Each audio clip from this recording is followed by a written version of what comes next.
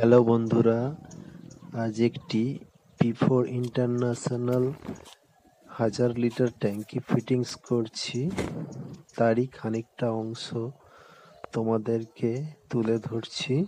দেখো কিভাবে আমরা ট্যাঙ্ক ইনস্টল করি।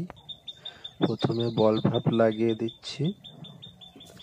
বল ভাল্বের পরে ইউনিয়ন লাগাবো। প্রত্যেকটি ফিটিংসের মাঝে 4 ইঞ্চি করে গ্যাপ থাকবে।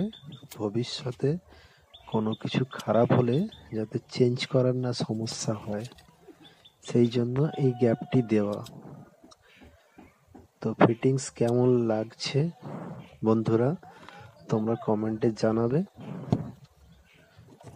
ভালো লাগলে লাইক, কমেন্ট, শেয়ার করবে। আজ এই পর্যন্তই। Thank you.